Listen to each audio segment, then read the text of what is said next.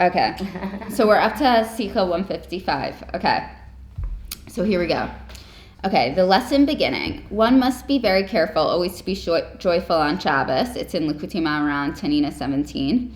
So just so everybody knows, this part of Sichos Haran that we're up to now, like he keeps on referencing Likutei Moharan pieces.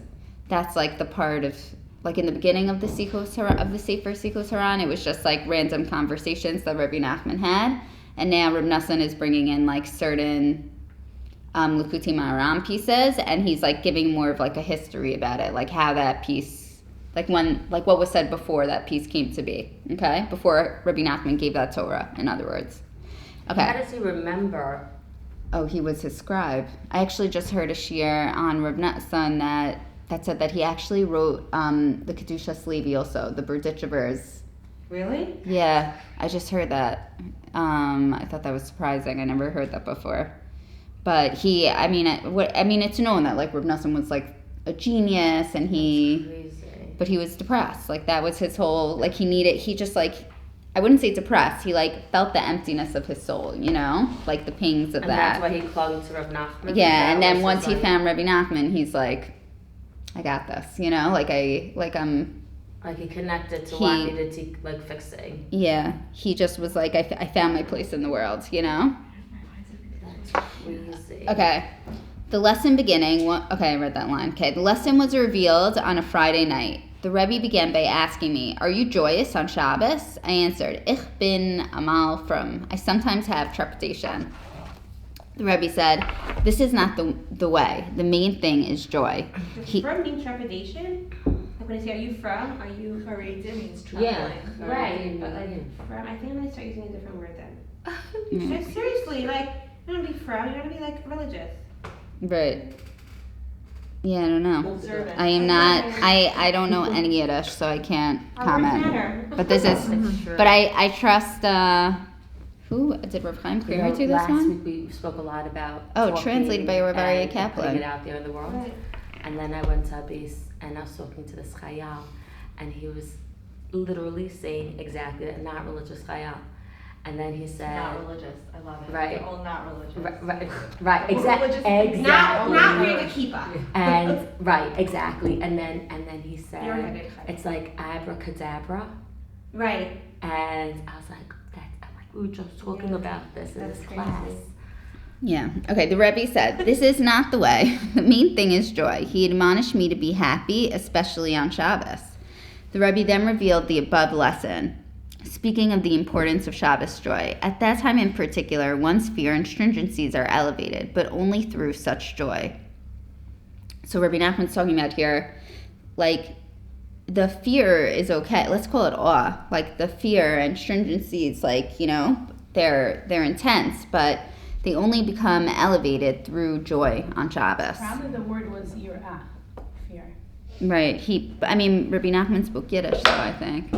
He also obviously spoke Torah. I don't even think, I wonder if the Haskalah Ivrit movement was like already a thing then. I don't know.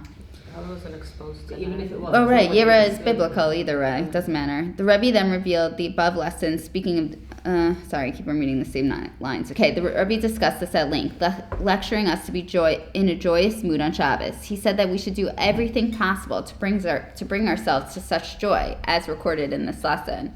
We're going to go into the Likutei Moharan piece soon.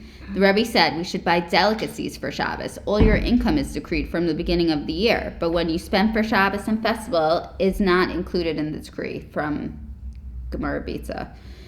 Even a simple family man can make himself happy and with tasty food such as fish and broth. He then said to me, "Now you have something to be depressed about." He meant that he had just lectured us to be joyous on Shabbos, and I had not been worthy of such happiness. This made me even more depressed. So I love this. He's like poking fun at Reb Nachman, you know? He's like, "Hey, Goldie, welcome." That's so funny. I forgot to put out chairs, sorry. Just grab a stool. Yeah, so he's like poking fun at him. He's like, "You see, you're not joyous on Shabbos, now be depressed about that," you know? So like, Who said that? Rebbe Nachman is making fun of Reb Nachman, you know? Like, he's like, and I think even that is... You know what, it helps because you're not taking it so seriously. Right. Like when one of your kids is like, "Bleh," and you start like asking them questions, but if you just kind of like poke fun at them, sometimes that's better. Yeah, for sure. Sometimes they hit you and go to their room or something. Right. You go around the table. They kind of do that whatever. But it's also like he's No, but for someone who has the weight of the world on their shoulders, right. like sometimes it helps to just like kind of Lighten joke them it. out at first.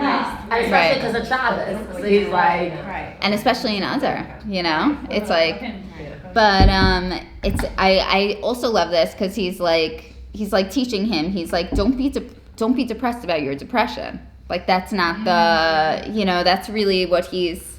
That's really, I think, like which Rebbe Nachman spoke about many, many times. Like, if you feel like you're not on a level, like the main thing is don't give up, don't be depressed. Like you'll get out of it. They say I am a konkavoda or what, like whatever it is. Like we all fall, and like he very much tried to like normalize like all these like deep, painful feelings that we go through as human beings. So he's like poking fun at him. He's like, now be depressed about this, like you're not joyful enough. Like, but we do that all the time. We always judge our feelings, and he's teaching him like not to,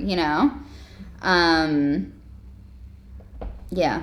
So he then said, okay, the Rebbe had actually read my thoughts. As soon as he declared that we must be joyous, I began worrying because I had not attained such Shabbos joy. So like he knew, right away, Reb Nachman went into like despair about being depressed on Shabbos, When the Rebbe said, now you have something to be depressed about, it actually gave me much comfort and encouragement, for it made me realize I should not worry about rejoicing to the point of becoming depressed. Like that won't help, When the Rebbe lectured me about this, I answered, I have a very great desire to be filled with joy on Shabbos. I meant that even if I were not worthy of actual joy, I still had a great yearning for it. The Rebbe had spoken many times about the importance of desire and longing. It's like you found his Nikutei. Right. Exactly. And he's saying, like, it's like I accept that I'm not joyful on Shabbos, and then I'm like get stuck in my head about like keeping on the halachos or whatever it is. I'm pretty sure Reb Nachman has a whole tefillah. About like he has it in Likutei Tfilos about like something that you say before Shabbos about like making sure to keep every halacha properly, because Shabbos is intense. There's a lot of stuff. Like every time I'm like putting stuff on the book, I'm like, it's right, like it could make you nuts, So but he like it's just like, but Rebbe Nachman saying like all these fears and all these stringencies, like elevate it, the way to like make it whole is through joy. It's through joy. And also I love that Rebbe Nachman says this, like I actually have a very great desire to be filled with joy in Shabbos. It's like he's honest with himself. Like he's like, I know I'm not filled with joy. Like I know I'm like a nervous wreck or whatever. I'm sure Rebbe Nachman wasn't a nervous wreck, but whatever, like I'm talking about myself, was a nervous wreck. I'm not a nervous wreck on Shabbos either, but I'm just, I should care more, honestly, but let's just say, like what's a nervous wreck on Shabbos, like he's honest with where he's at, and he's like, okay, but I have a desire to be filled with joy on Shabbos, like I'm where I'm at, and I'm going, it's not like in denial or lying to himself that he's filled with joy, and he's not kicking himself that he's depressed either, The Rebbe called to those around him. Have you heard what he said? He spoke well. The Rebbe also told us to sing many zmiros and other Shabbos songs. He said, do not pay any attention to any obstacles. Maybe you guys have this at your table too. Others may be sitting at the table and not seem to have any desire to sing. Maybe it's you yourself. Strengthen yourself and sing with joy. Conduct the Shabbos table in a happy mood. The main thing is Shabbos joy. Isn't that so nice? Yeah, I love it also. But even though we love it and like it sounds nice and like, he's saying like, if Rebbe Nachman's saying it, it's not like a nice thing. It's like, right. They eat yeah, he's saying like, this is it. This is where it's at. The main thing, Shabbos joy. Like be happy on Shabbos. Yeah. So and if you come to Nakuda Tova, you'll get that. I know. I miss Shabbos, the Shabbos. Like I had a kiddush and I was like, I wanted to be in shul. Okay. But Okay, so Likutei Moharan Tinyana 17. So this is the piece that it's based on. Okay. A person should be very careful to be joyous and happy on Shabbos, for the advantages and levels of holiness of Shabbos are exceptionally great and precious. This is brought in many places in our sacred literature, especially in Rishat Chachma at the beginning of Shar HaKedusha, the Gate of Holiness. See there. So Rishat Chachma just is like it's a work of Musar, and it draws a lot from the Zohar. It's like a Kabbalistic Musar book, apparently. I've never learned it, but that's what the footnotes say. Got me excited to learn. Got you excited to learn it? Yeah. Yeah, I know. I was like, And apparently, Rebbe Nachman said that he learned like this specific sefer many times. Like he specifically liked this sefer. Okay, so that's. It says here, which he read and reread countless times. That's apparently in Rebbe Nachman's wisdom. That's from Sichos Haran. Okay, so this is brought in many places in our, especially Rishas Chachma at the beginning of Shar Kedusha, the Gate of see there. Okay, it is fitting and right to study the aforementioned section of Rishas Chachma and to pay close attention to everything mentioned there concerning the sanctity and advantages of the holy Shabbos. So Shabbos is so holy, right? Like it's like totally different than Chol. Like we're supposed to walk differently, eat differently, dress differently. Like that's like, and we spoke also about like 7 like a few weeks ago, right? Like Shabbos is the 7th day. Like it brings all the mundane into holiness. Like it brings it to the next. 7 is complete, is shalem, and it brings like everything we do during the week to the next level. But like we have to tune into it, you know? And I mean, and like Rebbe Nachman said in that Sichos Haran piece, like buy whatever you need to buy to make it special, do whatever you need to do to have the Shabbos joy. Like we need to take whatever physical steps in order to like, you know, spiritually enhance. Okay, there are many valuable points about Shabbos's holiness and advantages, as each topic and advantage mentioned there in connection with Shabbos is itself a separate point. One should understand well the teaching there so that his heart will be inspired to accept Shabbos with great and powerful joy as is fitting. And as a result of like seeing Shabbos as it is and feeling true joy on Shabbos, right? Fear of God is perfected. It includes das. During the week, this fear can include foolishness, as in, surely your fear is your foolishness, from Eov. And at the heart of foolishness is the servitude present during the weekdays. Due to the servitude, das is lacking.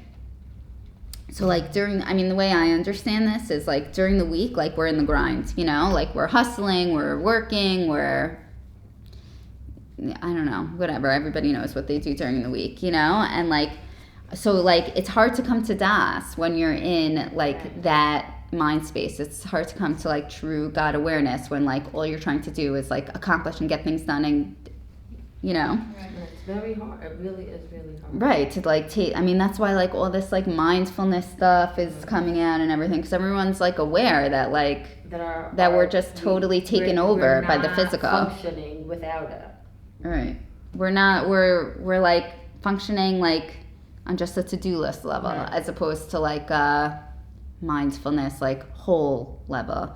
And like Shabbos saves us. Like Shabbos really, really saves us. Like it makes us stop, it makes us pause, and it makes us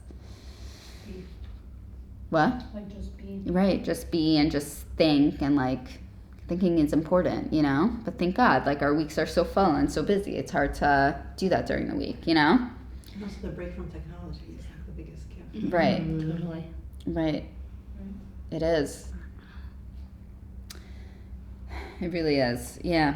This is, as it's written about Moab in Yirmiyah. Moab has been at ease from its youth and never gone into exile. Therefore, its flavor has remained.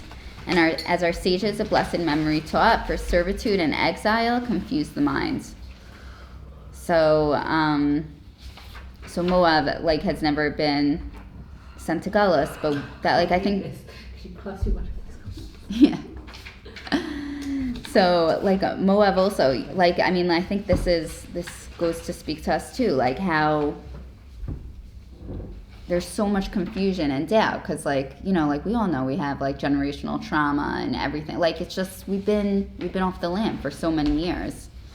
We're lucky now to be here, thank God, and like it's getting to the place where it needs to be, but it's you know we are like working through like all that.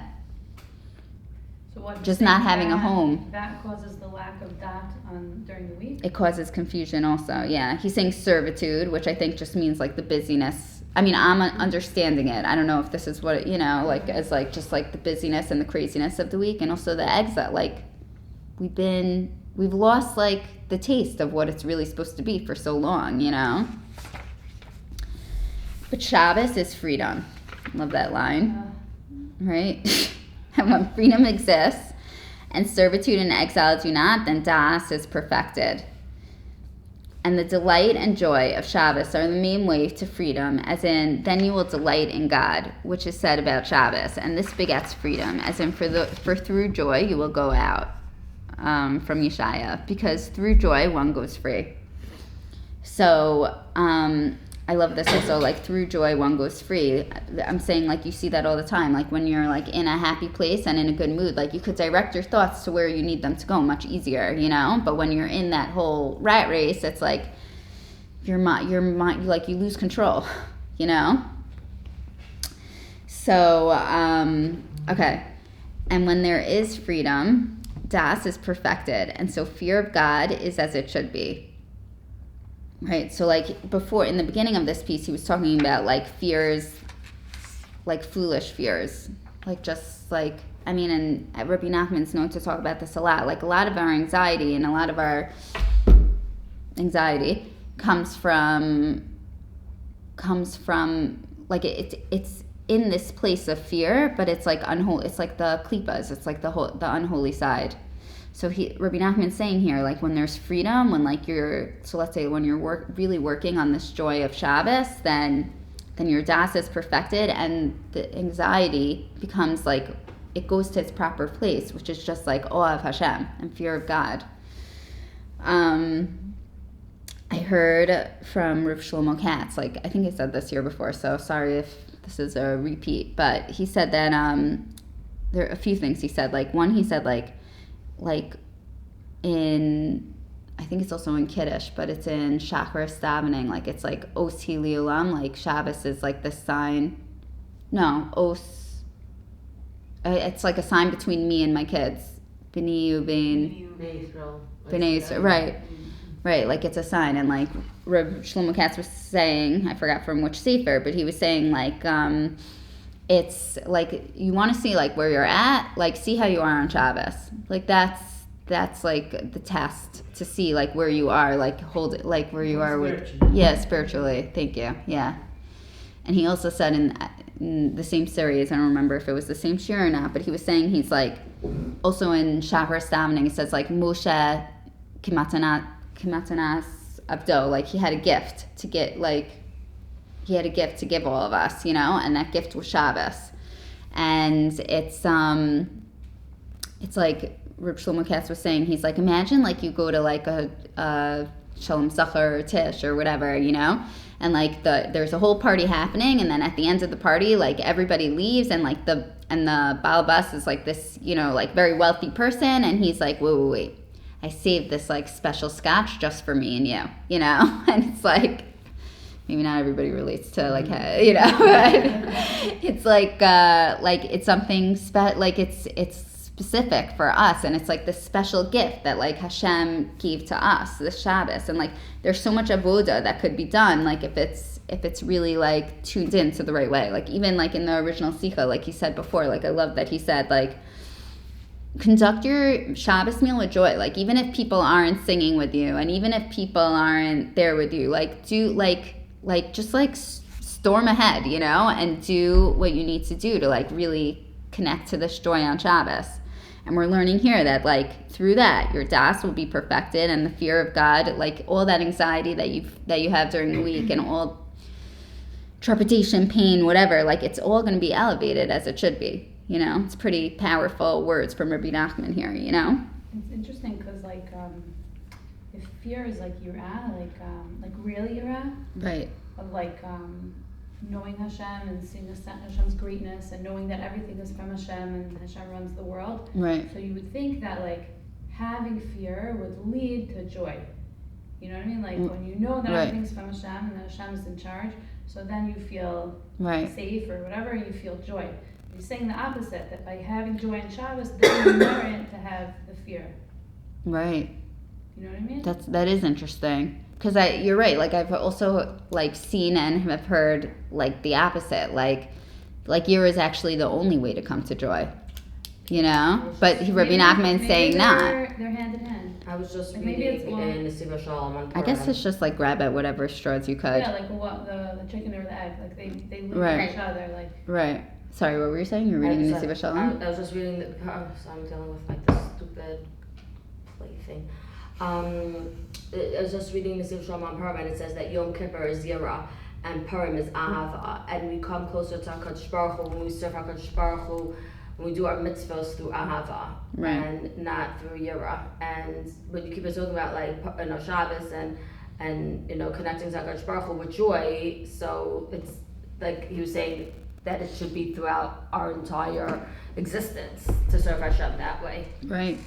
Yeah, love that. Maybe the week is Yira and Shabbos Ava, and like what connection wise, and what you're saying is take what you can. If you need to start from Yira, start from Yira, bring it down. If you can start from Ava, bring Yira into Yira. But they're both fear? They're both fear No, of but they're Hashem? both ways of connecting to Hashem, and start where you can, because like you Right. said, they cycle off each other. Right. I'm going to a shiur. I just like whatever. I'm combining two shiurim now that I've been to recently. One is Sarah Goldstein, and the other is Shaya, my husband. So like she was talking about how like before you daven, like you should really like take a moment to have like Yiras Hashem, you know, like tune in, and I heard Shaya say, because like that's a good concept, but it's like how do you do that, you know? And I heard like a good, like Shaya was saying, he's like, you should imagine yourself like standing like here, like in my house, you know, and then like zoom out, like in Ramat Beit Shemesh, and then zoom out again, and in Eretz Yisrael, and zoom out again, you know, and like if you keep on zooming out, like I think like it helps you like understand like it does bring joy though, when like exactly what you were saying also, like when you see like yourself in the scope of everything, like it's like I don't know, it's like it's nice to like zoom out of like thinking that you're the center of the world all the time, you know? Like there's a big plan, and Hashem is, you know. Yeah. Just puts your problems into perspective. Right. It's helpful. What might seem like a big deal to you is Right. just nothing in the world. Right. And it's like, and there's somebody like leading it, like there's somebody above that's like controlling all these many things, you know? That's what I was thinking, that we're a little dot in a whole big unified community, world, religion, nation, that's all davening to Hashem, and we're all connecting to Hashem, and we're all davening for each other, and we're all looking out for each other, and we're all Right. connected. It's beautiful.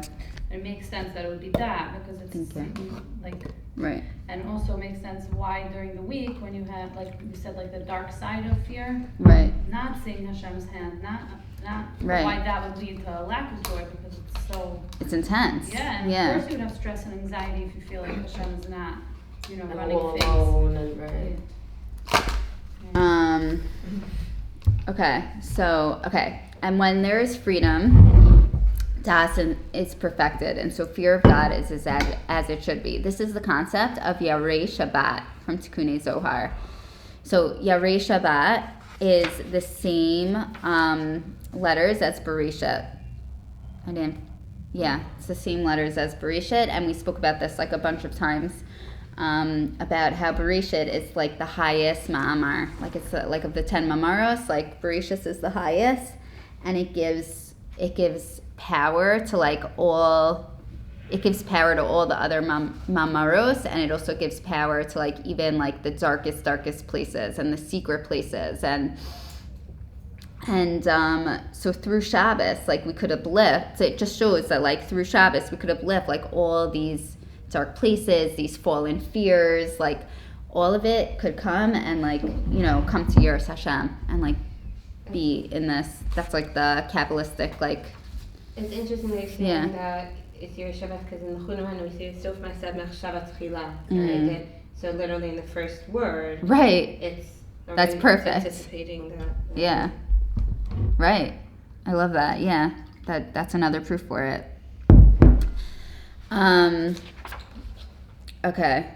So when fear of God is without the foolishness present during the week, for the foolishness is primarily on account of servitude, as mentioned above.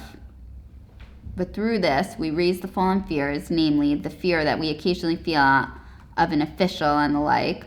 We elevate these fears through da'as, which is greatest on Shabbos. When joy produces freedom, and da'as is consequently when joy produces freedom, and da'as is consequently perfected, as mentioned above. Okay.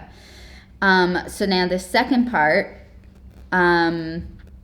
it's like a kind of like I saw in the footnotes, like they're not sure like exactly what this second part has to do with the first part, and they're not even. I think it was even saying that Rebbe Nachman wasn't even sure, like if the Rebbe Nachman wasn't, like they said it together, but Rebbe Nachman said it together, but then he's like maybe Rebbe Nachman didn't explain the connection because it was too high, so I don't know, but we're just gonna read it because it's great too. Okay, or maybe it's the third piece. Sorry, it's the third part. Okay, this is the rule. A person has to behave very joyously on the Holy Shabbos, never displaying even a hint of depression or anxiety. Rather, he should delight in God and treat himself to all kinds of Shabbos delights, food, drink, clothing, whatever he can afford. Shabbos eating is purely spiritual. It is entirely holy and rises to a place which is totally different from that of weekday eating, as explained elsewhere. So, like, just do what you got to do, like, in order to make Shabbos as joyful as possible. That gives me a lot of chizuk. I'm just going to say, like, because... like I think most of us here like have to cook Shabbos, and it's a lot of work, but it's like, we should have like you should like Shabbos food like for my kids, like it's everything, it's like you're teaching them to love Shabbos through slaving away in the kitchen, I'm like, okay, I'm doing that. Like it really is L'Kavod Shabbos because I would never do this. I hate cooking, but it's like, I don't know, it gives me, because I'm like, okay, like the stupid roasted garlic and the stupid eggplant and the stupid this and the stupid that. I like curse the food as I make it, but like I'm teaching my kids to love Shabbos. When you see your kids sitting there so excited, it's like... Of course, there are higher levels of people saying like, L'Kavod Shabbos as they cook, and like I hope to be one day there. And now I'm just I only do it just because cursing, but like I only do it because of my aunt. But like it's a big thing. What's that line your aunt said? I have enough time. I have enough money. I don't know. You were the one that was on go that. ahead. You said it. Yeah. Penny Machlas. No, you said it for me. You said it for me, but I can't remember the third thing. I never heard this before. Okay, I have to find out. But I know that she was very inside. I have enough time. I have enough money. Enough energy. Right. I don't think that was it. I think we never made had that. enough energy. We made that up. We made that up. I'm not sure that was that's what we said. Whatever. Okay, I'm gonna find out what the actual line is. Okay. Text it on the group so we all have it. Yeah, I need it. Okay. 3. God's way is to always focus on the good which people do. Although there is, I'm gonna like make a claim of why this is here, but maybe it's just because like for sure you're gonna mess up. Like with the halachos of Shabbos every Shabbos, Or you're not going to be joyful every single second. Right. So God's way is to always focus on the good which people do. Although there is also some not good mixed in with it, right? Like maybe, you're davening with extra kavanah just so everybody sees you in the morning, like whatever, if you're in shul, He pays no attention to this, as is written from Bamidbar. He does not look at wickedness in Yaakov. Certainly, therefore, it is forbidden for a person to look negatively at his fellow man, to find specifically that which is not good, and to search for the shortcomings on the other's religious devotions. On the contrary, he's obligated to focus only on the good, right? This is like Nikudas Tovos, like the Rebbe Nachman says. Like you can't look at somebody else's bad, just like only focus on the good. This is a great advantage in there being both nature and divine providence, right? Hashgacha pratis and teva. When a person does good, God directs his life by divine providence. But when he's not good, if God were to direct his life by divine providence, not even a shred of good could come his way. Consequently, God leaves him to nature so that there is a possibility that good will come his way by the dictates of nature. For if there was nothing but divine providence might itself be entirely eliminated from that person. This is because when God would see a person conducting himself improperly, he would become angry and remove divine providence altogether. So Rebbe Nachman is saying here that when a person does good, then Hashem's like directly involved in his life and he has hashgacha pratis. But when a person turns his back on Hashem in a way turns his back on him, and he leaves it up to nature in order that the person will have some degree of good. Because like if it was all din, then he wouldn't survive, he wouldn't have any good. Now, however, he leaves him to the dictates of nature. Then when he returns to good, he guides him with divine providence. The fact is, we are incapable of comprehending nature and divine providence, for in reality, nature too is God's providence. It is impossible for human beings to comprehend this paradox, namely that nature is actually divine providence. So, like, we're not up to understanding, like, why, like, because Rebbe Nachman is saying, obviously, nature is also divine providence. So, like, it's confusing, but we won't understand it in this world. We're just going to leave it for one of those big questions,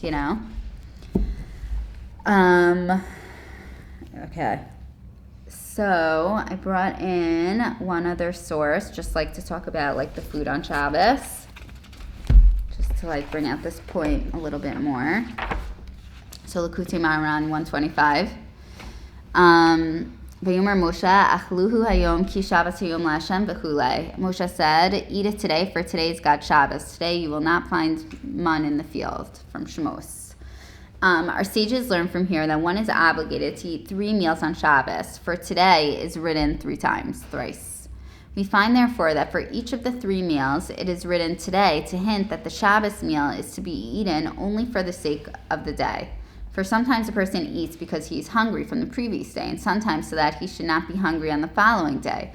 Rather, each of the 3 Shabbos meals should be eaten only for the sake of the day. That is, the meal is not for what went before and not for what will be afterwards. So, like, you have to, like, be in the moment and eat all your Shabbos meals, like, for that specific mitzvah. I don't eat all Fridays, so I should eat a big meal before Shabbos. No, you're allowed to eat your meal. Just think about Shabbos. Yeah, you're allowed to be hungry. We all get hungry. Perfect. Yeah. You're hungry. You're not meant to eat just before Shabbos. You're meant to go into Shabbos hungry. Right. No, I don't think he's saying, he's just saying, he's not saying you can't be hungry. He's not saying you can't be hungry. He's saying just like eat because it's a Shabbos meal, not because you're hungry, I, Reb Nachman, did not hear this lesson directly from Rebbe Nachman, but from someone else who said it in his name. I transcribed it in the way I heard it. Afterwards, it happened that I spoke to him about this point. He himself expressed hesitation and said, surely Shabbos eating is very, very valuable, as explained throughout the words of our sages. Is this part not photocopy? On Shabbos, on Shabbos, we must especially eat, drink, and enjoy many delicacies. I understood that it was not his intention with his teaching to the lesson to Shabbos eating, God forbid, yet he gave me no clarification of the substance of his intention with this feeling, for I had no chance again to speak to him about this. Nevertheless, afterwards, we heard many lessons from his holy lips concerning the outstanding holiness of Shabbos eating, which is of great value. That's the point I wanted to emphasize. Reb Nachman is saying here, like there are so many places where Rebbe Nachman talks about how holy Shabbos eating is, which is of great value. He specifically said that on Shabbos we have to increase food and drink quite simply. This is because Shabbos eating is pure godliness, pure holiness. And my sister was on a massive. Apparently it was. My sister was on a massive It is. diet, and she was. You need to make it that way. Just You don't understand. I was in the Shabbos store and I was gonna buy this chopped liver, but it was like 30 shekel, and I like held it and I put it down and I held it. I keep thinking about it. Go back this week. You are buying that chopped liver. I was like, this is stupid. 30 shekel, like for a little thing of liver. I put it down and then at the checkout, I'm like, actually, and then I'm like, What's the Shabbos store? that store. The beach Gemma. No, it's No, not the new store In the near mall? Yesh. Oh. That sells like Klein's, like Oh, black and yeah, white cookies. yeah. Best you know. popcorn in all of Beach. They actually have Really? the most delicious stuff there. Yeah. Oh, yeah, of course. I think, if I'm not mistaken, if you buy something on Shabbos, you get double. I know. So it's not that it, I know you said it takes, Wait, it seriously? doesn't, Okay. yeah, so it's like a great That's investment. my key to it. So, do you guys know the story? I think we have a few more minutes left, right? Yeah. Do you guys know the story of Katzkela L'Kavod Shabbos? Does everyone? Yes. Well, I missed that. What? No? What did you say? Do you know the story, the Reb Shlomo story, Katzkela L'Kavod Shabbos? I didn't. Okay, so I'm just gonna read it. It's very easy to follow, so I didn't know where to find the source. I mean, I don't have a printer working or anything right now. Okay, I'm just gonna read it to you, okay? Okay. Today, if somebody mentions to us the name Auschwitz, all we see are the most horrible images of gas chambers and ovens, pain and death. We only know of Auschwitz this is Reb Shlomo Carlebach talking, okay, as a German concentration camp. But in former good days, before the Nazis made their names be erased, the name of Auschwitz was Ushpitzen, and it was an unbelievable, holy Hasidic city. Many big Rebbes lived there, and one of the greatest, the rabbi of the city 150 years ago, was the Heilige Reb Dovber, Reb Bereshel Ushpinitzer. Reb Bereshel wrote a very beautiful sefer called The Three Shepherds, and in the foreword of that book, he tells his own story. So this is Reb Dovber's story. When I was young, I had the privilege of studying a lot of Torah with very holy rabbis. But even with all my learning, something was missing. I still felt empty inside. I knew what I needed, a Rebbe, a holy master, not another teacher, somebody to give me more information. I was looking for one person in the world who could connect me to the inside of my insides, mamish, to the deepest depths of my heart and my soul. There had to be someone somewhere who could show me how to reach the highest place in heaven. I was so hungry for a Rebbe that I went to see everyone I could find. They were all beautiful, exalted, very holy. They each gave over the highest Torah, but not one was the Rebbe for me. They didn't open my heart. They didn't reach the root of my soul. Then one day, I heard that the holy Reb Shlomo Buchner of Chashnov was coming to Ushpitzen for Shabbos. Gewalt, the Heilige Reb Shlomo Chashanover, one of the greatest Rebbes in the world. He and the holy seer of Lublin had learned together with the exalted Reb Shmuel Shmelka of Nikolsburg. Reb Shlomo was one of the very few holy masters I hadn't visited, but the minute I heard his name, I mamish knew in the deepest depths that he was the Rebbe I was looking for. Still, I wanted to be very sure, so I decided to make myself a sign. Okay, everybody with us? Yeah? Okay. Now, in those days, every Jew in Ushpitzen was on a very high level. Everybody kept Shabbos, ate only kosher food, prayed 3 times a day, but there was one Yiddala, Katzkela. Most people thought he was just a simple person, and in one way they were right. He could barely read or write. He only knew how to daven a little bit and recite a few psalms. But to me, Geval, what a real Jewish heart he had. What a deep Jewish soul. Katzkela was a very big man, tall and strong like a giant, so he was a porter. All day long, he would stand in the marketplace and help people carry their purchases home. But he did so much more than just schlep packages. Imagine that a woman, let's call her Chana, would go to the market on Sunday morning and buy maybe 10 pounds of potatoes. Now, there was no way she could carry that many potatoes to her house, especially since she lived very far away. So she would call for Katzkela. Katzkela, these potatoes are mamish too heavy for me. Could you help me? Could you take them to my house? Right away, Katzkela would come running. He'd lift up the potatoes and put them on his shoulder. No trouble at all. But before he'd start to carry them to the woman's house, he'd say, Chanela, forgive me for asking, but do you think there'll be more of these potatoes left for Shabbos, L'Kavod Shabbos, for the honor of the holy Shabbos? And maybe just to make Katzkela happy, and maybe because it was the truth, Chanela would answer kindly, you know, I bought a lot of potatoes, even for my big family. I'm sure there'll be plenty left for Shabbos. Katzkela would start to smile. His face would shine with joy. He would lift the potatoes up even higher on his shoulder like he wanted to raise them up to heaven. And the whole way to Chanela's house, he would sing at the top of his lungs. L'Kavod Shabbos, oy L'Kavod Shabbos, oy L'Kavod Shabbos. Yeah, it's that one. Yeah. And I couldn't remember it at that moment, so thanks. And anybody who saw him knew he was mamish in paradise. On Sunday, Monday, and Tuesday, Katzkela never carried anything without first asking about Shabbos. By Wednesday and Thursday, he didn't even bother to ask. That late in the week, people were already thinking about the Shabbos. And on Friday, this was his day. Katzkela would run all around the market carrying sacks of apples, carrots, and onions to all the Jewish homes, and the holy city would echo with the sound of his singing. L'Kavod Shabbos, oy L'Kavod Shabbos. But the saddest thing is, it really sometimes can be so cruel. A lot of Yidden and Ushpizin made Katzkela's singing into a big joke. They made fun of him and called him a crazy idiot. They even made up a mocking nickname for him, Katzkela L'Kavod Shabbos. But in my humble opinion, Katzkela was mamish the holiest of the holy and the highest Yid in the whole city. So the sign I chose was this. I knew Reb Shlomo Carlebach had a special custom. Every Friday night after the evening service, he would say good Shabbos to everybody in the shul. I wanted to see how he was with Katzkela. If Reb Shlomo could see how special Katzkela was, if he paid particular attention to him, gave him honor, then I know he was the holy master I was looking for. But if he ignored Katzkela like everybody usually did and didn't bother to say anything to him, then I know for sure that he was not my Rebbe. What? I love that. Yeah. This is the best story ever. Okay, the next Shabbos, the Heilige Reb Shlomo Carlebach came to Ushpizin, and what can I say? It was the highest Shabbos of my whole life. The davening, the singing, the dancing, everything was so beautiful, so holy. Gewalt, it was mamish a taste of paradise. After the prayers were over, everybody rushed up to say good Shabbos to Reb Shlomo. But I noticed that Katzkela didn't join the crowd around the Rebbe. He just stood in a corner watching. He looked so sad, totally broken. I thought he was probably so used to being insulted and abused that he couldn't believe that a tzaddik like Reb Shlomo would want to speak to him. I felt so bad for him that I went over and stood by his side. The holy Chashanavar finished greeting all the Yidden who were gathered around him. Then suddenly he noticed that there were two people to whom he hadn't yet spoken, Katzkela and me. So he called to us, "My dearest friends, please come closer. I want to wish you good Shabbos," and he held out his hand. Katzkela didn't move, so I pushed him a little towards the holy Chashanavar. I wanted him to go first so I could see what Reb Shlomo would do.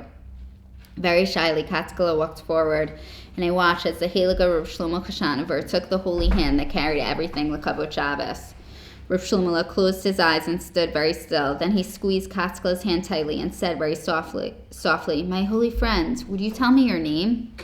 Katzkela was so bashful he couldn't even look at the Rebbe. He just hung his head and mumbled, my name, it's Katzkela. Is that your whole name, my sweet Yid, or do you maybe have another name also?" Katzkela was so ashamed, he bowed his head even more. Sometimes people call me, they're only joking, but they call me Katzkela L'Kavod Shabbos. And why do they call you that? By now, Katzkela could hardly speak. He almost whispered, because when I carry their packages, I always sing L'Kavod Shabbos. Reb Shlomo's eyes filled with tears. He held Katzkela's hand even tighter and said, "Gewalt, Katzkela, how I envy you to have such an exalted name, L'Kavod Shabbos, and for such a holy reason. What an honor, mamish, what an honor. Please tell me a little about yourself." "Holy Rebbe, the truth is there's not much to tell. I never knew my parents. They left the world when I was only 5 years old. I don't have any other family, so I lived on the streets making money for food any way I could. Sometimes late at night I'd go to the synagogue, and some kind people taught me how to daven a little and how to recite the psalms. I never learned anything else, but I'm very strong, so I make a living as a porter. And I have a wife and children. That's all there is to say." Reb Shlomo squeezed Katzkela's hand again and again. "Sweet Katzkela, there's one more thing I want to know. Why do you always sing? What are you thinking about when you carry packages singing L'Kavod Shabbos?" And this time it was Katzkela who had tears in his eyes. He cried, "Rebbe, I know the beginning, but I don't know how it will end. I know that in the beginning the Ribbono Shel Olam created heaven and earth. I learned about our fathers, Abraham, Yitzchak, and Yaakov, the 4 holy mothers, about the 12 tribes of Israel. I know the Master of the world took us out of Egypt and brought us to the land of Israel, where we built the holy temple in the place of God's glory in Yerushalayim.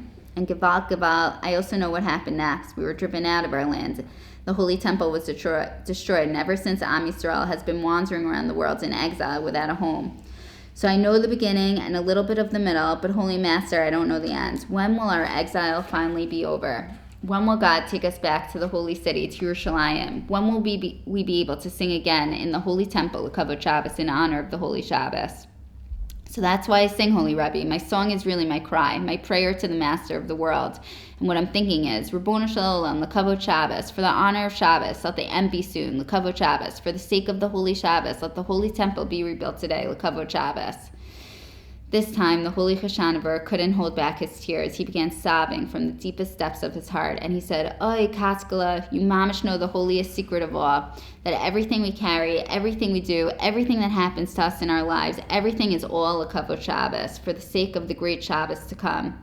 If only all the Eirin also knew this exalted truth, then the end, the great day, the coming of the Mashiach would mamish be so close, so near. Okay, so then Reb Shlomo went on to write, the day after the holy Chashanavar left Ushpizin, Katzkela also disappeared. I always thought he must have gone with the Rebbe, but I never knew for sure. As for me, I became Reb Shlomo's follower. I learned with him for many years. I often visited him on Shabbos and the holidays, and eventually I had the honor of being his successor. Whenever I was with the Rebbe, I always looked for Katzkela L'Kavod Shabbos, but I never saw him. Then one day, many years later, the holy Chashanavar had already left the world, and I was the Rebbe in Ushpizin. I was passing through a little village far away. I saw an old Yiddilah sitting in the marketplace, and suddenly I heard the most wonderful sound, a song that had always held a place in my heart. L'Kavod Shabbos, oy, L'Kavod Shabbos. I looked again at the old man. Gewalt, it was really Katzkela, and suddenly everything was clear to me. When Reb Shlomo Carlebach came to the Ushpizin, he made me into his chassid, and later I had the honor to become a Rebbe. But Katzkela, do you know what Reb Shlomo did with him? He made him into a Lamed Vav Tzaddik. Katzkela had become one of the 36 hidden holy people who keep the world going, L'Kavod Shabbos, until the Mashiach comes and brings the end. Wow, that's the. I didn't know this Oh story. my God. What? Oh, you didn't know the story? Yeah. But the point is, it's like... Sorry, I took a picture of your Yeah. Sorry, what did I do? Happy that story. Oh my I God. know. So, like, the point is, I had to, like, what do we know, you know? Like, what is Shabbos? Like, it's like to uplift everything. Like, uplift the world and uplift the week and uplift, and, like, we're waiting for that last Shabbos, you know? For, like, the ultimate of the ultimate, you know? So, yeah. We should all be zocheh to keep more. Shabbos with joy. We have to sing more when we cook for Shabbos. Right. We should all be zocheh to really, like, feel joy on Shabbos and, like, bring all anxiety to higher places. I mean, look at this.